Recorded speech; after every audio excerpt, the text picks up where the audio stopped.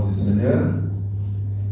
Et bon, comme la fois dernière, on parlera maintenant des papas. Et on va prendre une histoire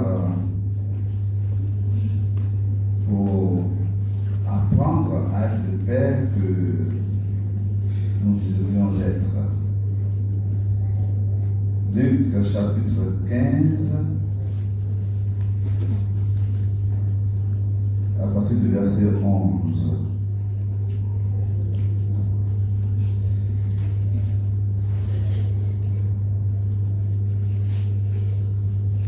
Luc 15, verset 11, il dit encore, c'est Jésus qui parle, un homme avait deux fils.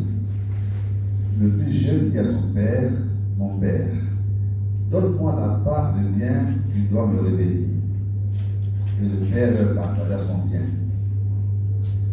Peu de jours après, le plus jeune fils, ayant tout ramassé, partit pour un pays éloigné, où il dissipa son bien en vivant dans la débauche.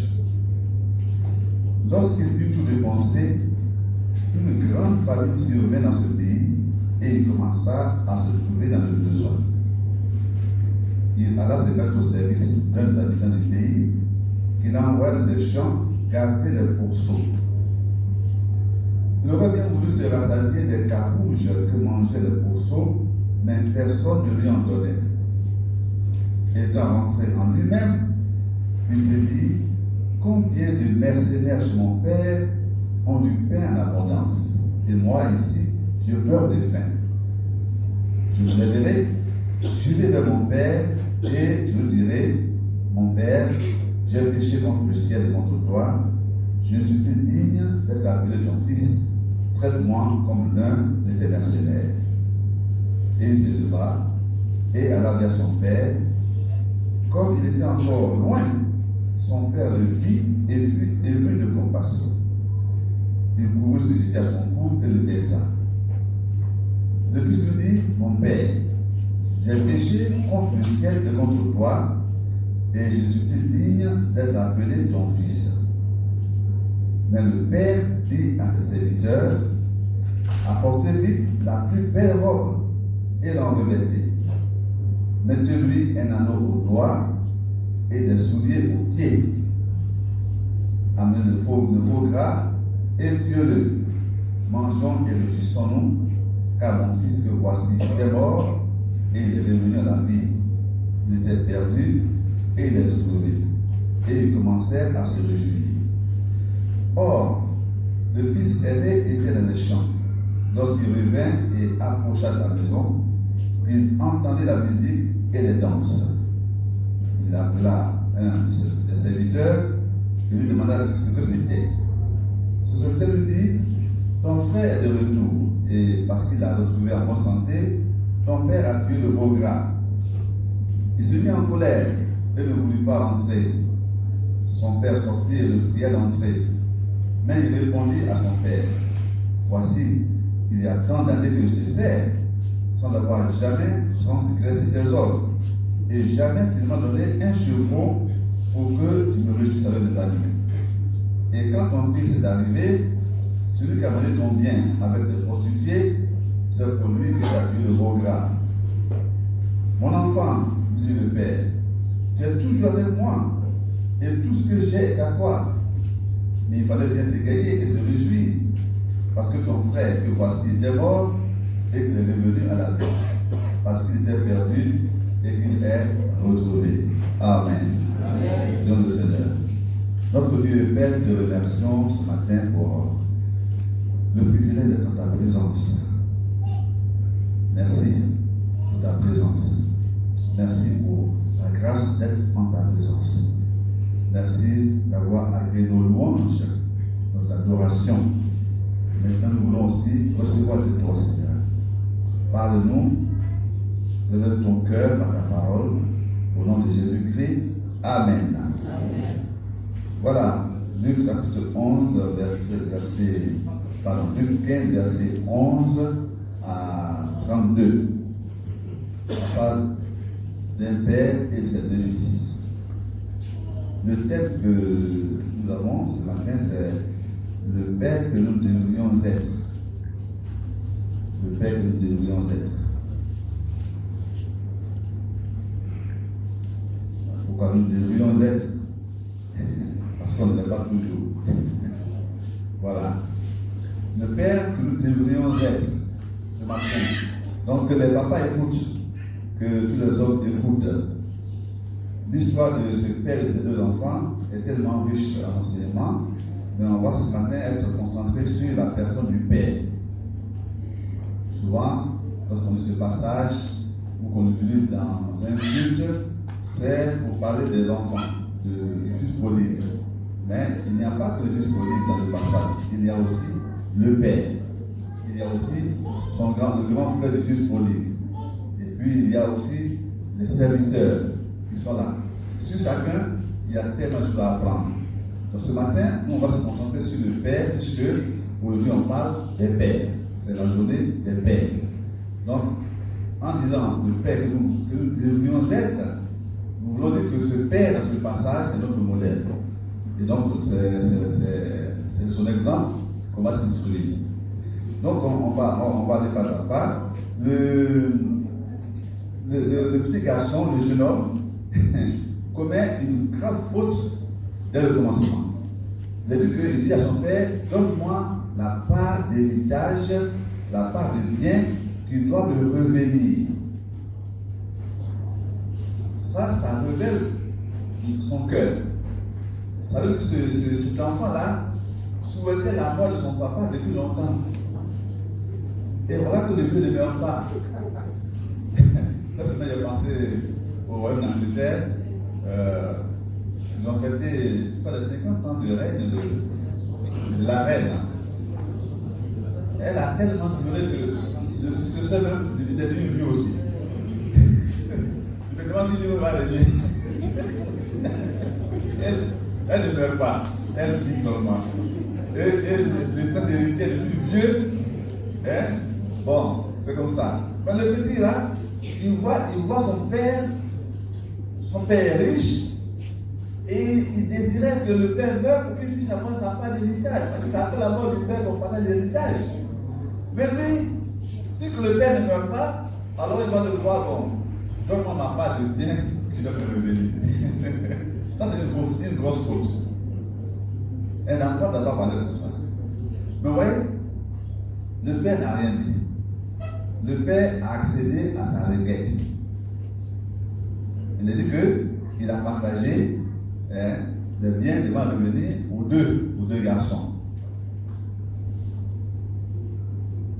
Donc là, le père lui donne ce bien et puis il le laisse partir vers un endroit même qu'il ne connaît pas. Il le laisse partir. Bon, on pourrait dire que le père a fait trop de faiblesse. Si c'était nous, non, tu ne sors pas, tu ne voyages pas, tu restes ici. Il faut que je sache ce que tu fais, que je sache où tu vas, avec qui tu marches. Vous voyez, le père, il n'a rien dit. Il te donne sa part d'héritage, et puis il le laisse partir où il veut. Il en fait partir très loin. Très loin. Dans un pays, il a dit éloigné. Pour vivre comme son cœur voulait vivre. Le père que nous devrions être ne contrôle pas ses enfants. Ça peut paraître une faiblesse, mais ça n'est pas une faiblesse. Parce que, en les contrôlant, en faisant la police derrière eux, on les rend hypocrites. Ce matin, du haut de ma douche, je voyais une jeune fille, justement, elle devait être contrôlée par ses parents. Donc, elle avait son petit sac, et puis elle s'est arrêtée dans un magasin en face de nous. Nous, on la voit, elle ne nous voyait pas. Et qu'est-ce qu'elle fait? Elle change de vêtement. Elle est dans la maison avec un vêtement. Et puis maintenant, comme c'est qu'elle est loin des parents, elle porte un nouveau vêtement à son goût pour aller à son rendez-vous. Et puis elle dit, maman, elle va pour la voir pas. Elle se croit seule. Pourtant, tout le monde a le cas ici en train de la regarder, en train de se changer. Vous voyez? Ça, c'est le comportement des enfants qui sont sous contrôle. Ils trompent les parents. Ils sont hypocrites. Parce que les parents sont tellement sévères. Ils veulent savoir le moindre détail de leur fait, de leur gestes, de leurs projets, de leurs pensées, de leurs paroles, de leurs relations. Les enfants jouent un jeu maintenant. Ils mentent, ils trompent. Et le papa, il est content du visage qu'il voit alors qu'il a son visage. Parce qu'il contrôle. Ce papa ici, il n'a pas contrôlé. Il a compris que son fils avait des intentions qui n'étaient pas bonnes. Il aspirait à un peu de liberté. Et donc, ok, tu vas lui dire non. Vas-y. Vas-y. Tu vas goûter à la vie. Et tu vas voir ce qu'elle est là. Et donc, il a laissé partir. Il a fait aller.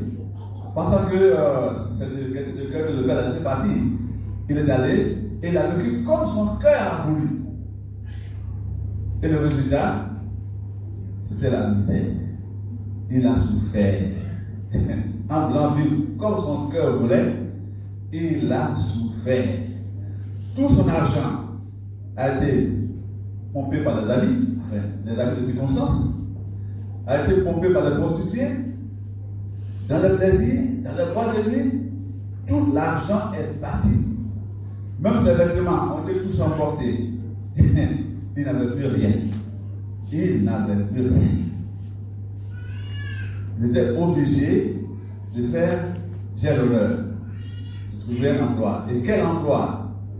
Un emploi que, pour le prince qu'il était là, il ne peut pas accéder à cet emploi-là, il ne peut pas demander ça. Pensez à ça. Mais allez élever les pauvres. C'est interdit. Et lui va demander à élever les pauvres. Et il va là-bas, il va voir que les pauvres étaient plus heureux que lui. Au point qu'il convoitait la nourriture des pauvres, il voulait devenir pauvre. Vous voyez comment il est descendu bas? Très bas. En voulant faire ce que son cœur voulait. Ça l'éloignait du père, ça l'éloignait de la chaleur familiale, ça l'éloignait de la paix et de l'abondance de la maison, ça l'éloignait de la sécurité, ça l'éloignait du vrai bonheur. Et donc finalement, il a entendu qu'elle disparaît. Je me suis trompé. Je me suis trompé. Je n'aurais pas dû faire ce que j'ai fait. Donc je vais vers mon père et je lui demandais pardon. Et pardon, puisque j'ai déjà pas d'héritage, donc je n'ai plus le droit quand je suis à la maison. Donc qu'est-ce que je vais faire? Je vais faire, j'ai l'honneur encore pour demander à un mercenaire, un esclave à la maison. Parce qu'au moins, un esclave sur mon papa, ça vaut mieux que le serviteur de quelqu'un ici. À la maison de mon père, les boys là, ils ont des chambres, ils dorment, ils mangent à leur faim. Donc je préfère un boy de mon papa. Donc je demande, pour dire que je ne mérite pas d'être appelé son fils, mais je veux être un boy, un domestique chez lui. Et donc, il est reparti en se mettant dans la tenue de domestique. Un, il avait des habits déchirés. Deux, il n'avait plus de chaussures. Il faisait pitié. Un petit malheureux qui rentrait la tête basse à la maison. Et donc, deuxième qualité du père, on a dit que le père l'a vu de loin.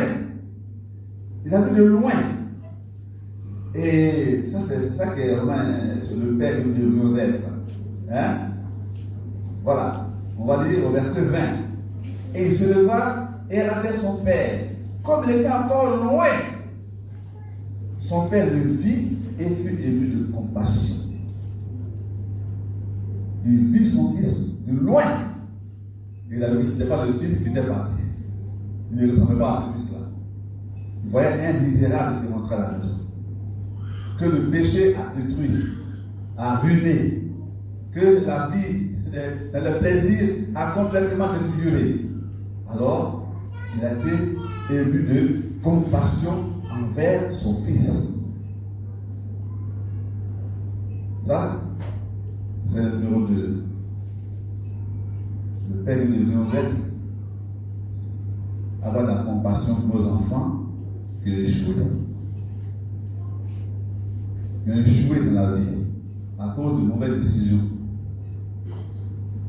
Il arrive que malheureusement, les enfants prennent de mauvaises décisions. Et puis ils en souffrent après. Ils souffrent à cause de leurs mauvais choix. Qu'est-ce qu'on fait? On va dire, c'est bien fait pour toi. Mais on doit avoir la compassion. La compassion diffère de la pitié simple. La compassion est une pitié qui agit. Dieu est compatissant. C'est-à-dire que quand nous souffrons à cause de nos mauvais choix, il a pitié et cette pitié l'amène à prendre une décision pour nous aider. Et quand on lit dans les évangiles, chaque fois que Jésus avait guéri, avant de guérir, il dit, ému de compassion, il le toucha. Donc c'est la compassion de Dieu qui active sa puissance. Un Dieu qui n'est pas compatissant ne peut pas aider quelqu'un. Mais parce que Dieu est compatissant, il peut nous secourir chaque fois que nous nous trouvons vers lui. Donc le Père a été élu de compassion. Parents, Père ce matin, ayons de la compassion pour nos enfants qui ont échoué. Amen. Voilà. Ne fermons pas la porte, mais ayons de la compassion. Quand ils sont en train de souffrir à cause de leur mauvais choix, ayons de la compassion. Quand on les voit la souffrance du péché, soyons émus de compassion, au lieu de fermer la porte et de nous réjouir. Ensuite, le Père, quand il a eu compassion, il courut se jeter à son cou et le baisa. Il est allé à la rencontre de son fils. Il n'a pas permis qu'il arrive à la maison dans son état là. C'était honteux pour le père. C'était honteux pour l'enfant. C'était dégradant. Devant les esclaves qui vont le voir entrer. Lui qui était, il n'y a pas longtemps, il y a quelques années, peut-être leur patron auquel ils obéissaient, il le voit entrer dans un état complètement bizarre. Donc le père, qu'est-ce qu'il fait? Il court à sa rencontre. Et il l'embrasse. Il le serre contre lui. Il le serre contre lui. Ça, c'est la manifestation de la miséricorde. Un Père miséricordieux. Pardonne.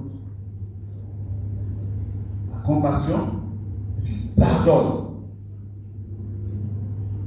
La grosse faute de lui, qui a entendu tout ça, le Père a pardonné. Comment tu n'as pas dit ça? Quand on ne veut pas mourir là, mon Dieu, comment il est parti. Le Père a pardonné. Et maintenant, toute la vie immorale qu'il a vécue là-bas, induite du Père, le Père a pardonné. Il a étreint longuement, loin de la maison, entre eux deux, il a étreint longuement. Papa, pardonne aux enfants. Quelles que soient les fautes qu'ils auront faites, pardonnons aux enfants. Pardonnons. Lorsqu'ils reviennent à la maison, pardonnons. On ne doit pas commencer le palabre quand ils reviennent à la maison. Quand ils reviennent, il faut pardonner. Il faut aller à leur rencontre. Il faut les étreindre. Il faut leur manifester le cœur miséricordieux de Dieu. Que le Père ne s'est pas arrêté là. Il n'a pas fait que miséricorde.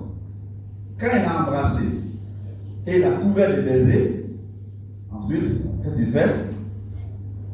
Il coupe le fils qui applique son plan. J'irai vers mon père, je dirai, j'ai péché. Et donc le fils récite ce qu'il a préparé. Mon père, j'ai péché contre le ciel et contre toi, je suis digne de capturer ton fils. Qu'est-ce que le père fait? Il ne demande pas ça. Il avait déjà pardonné depuis longtemps. Alors, verset 22, le Père maintenant va manifester la grâce. Donc, il a fait miséricorde. Il a effacé ses péchés. Il a pardonné. Maintenant, il va manifester la grâce. Et donc, on suit. Il dit, apportez vite la plus belle robe.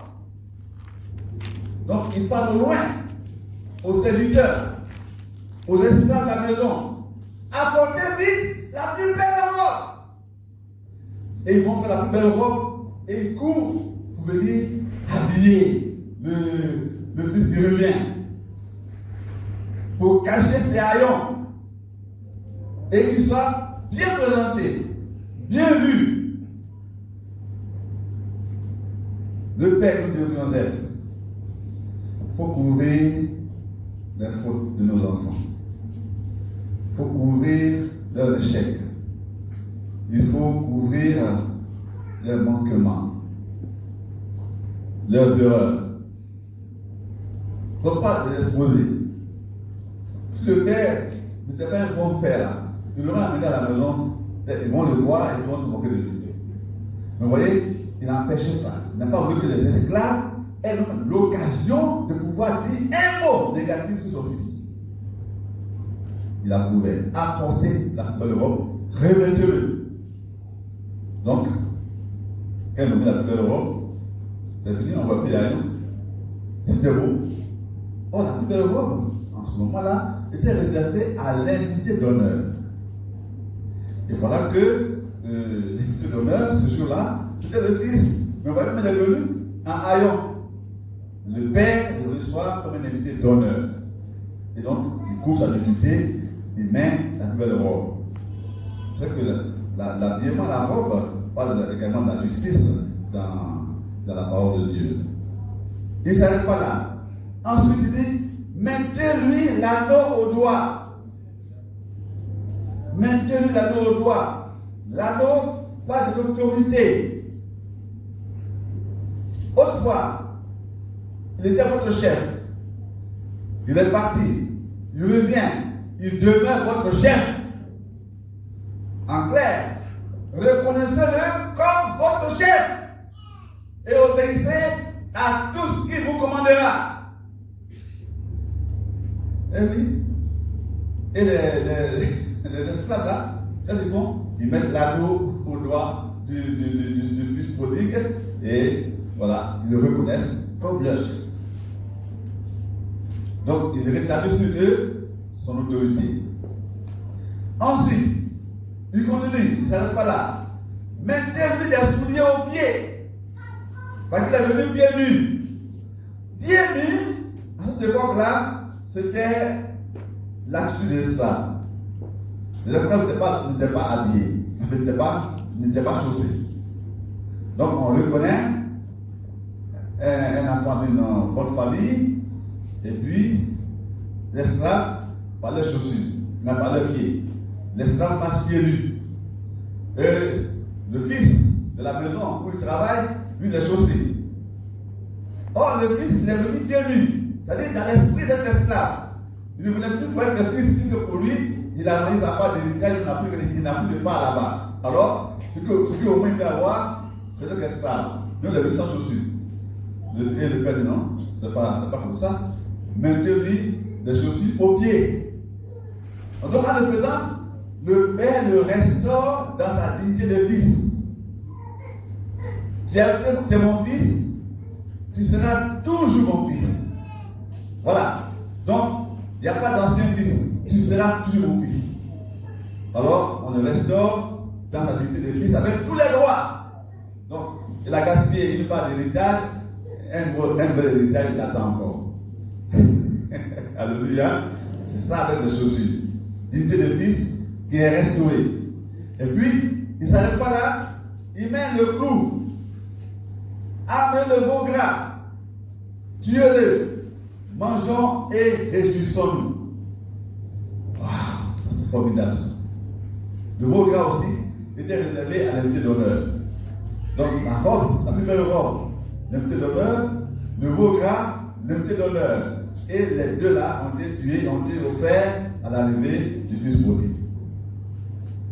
Donc, le père réserve à son fils un accueil renversant. Parce que le fils lui-même ne se tenait pas à l'accueil. Il pensait à tout sauf ça.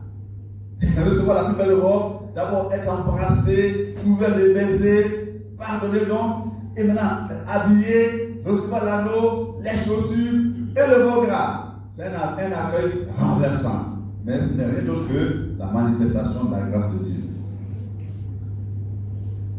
Notre monde, avec sa culture de mérite, fait que ceux qui échouent n'ont pas de place.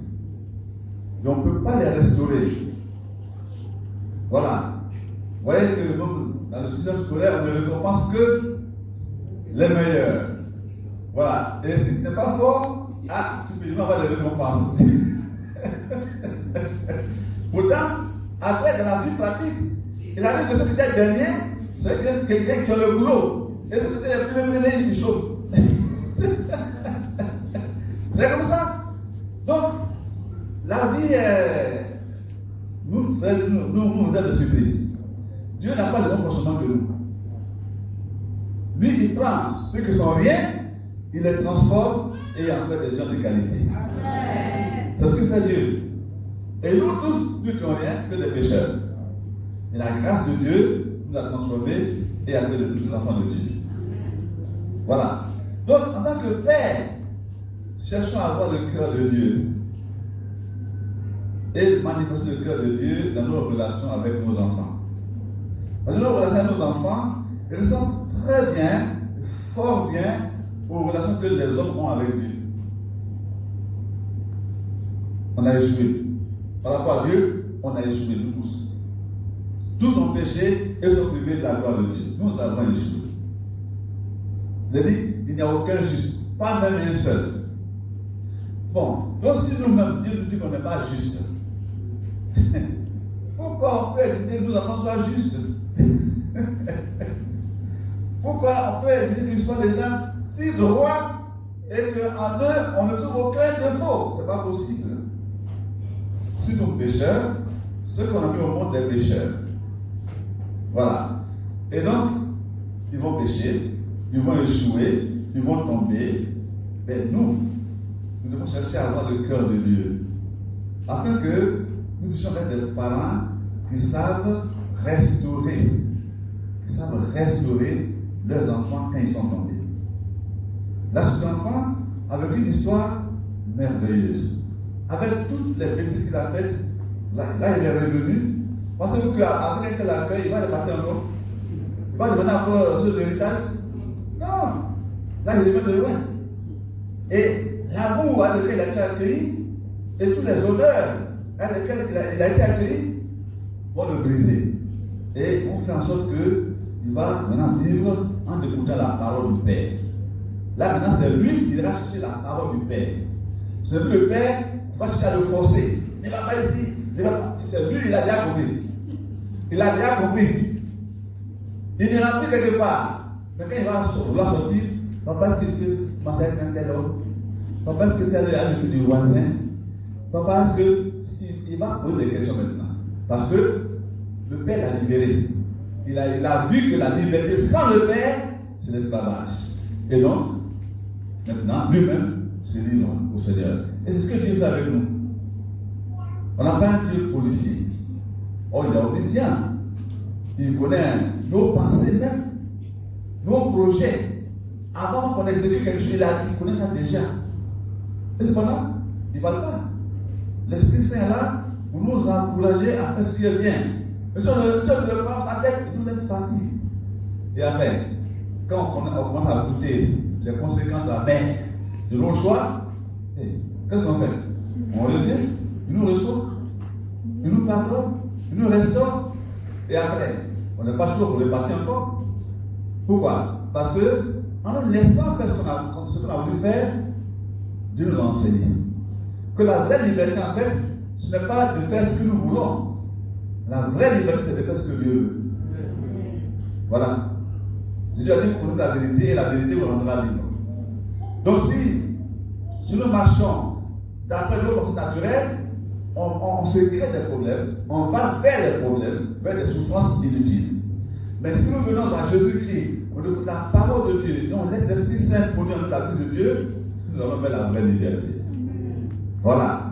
Donc ce matin, Voilà, à travers l'histoire du fils prodigue et de son père, le père que nous devions être.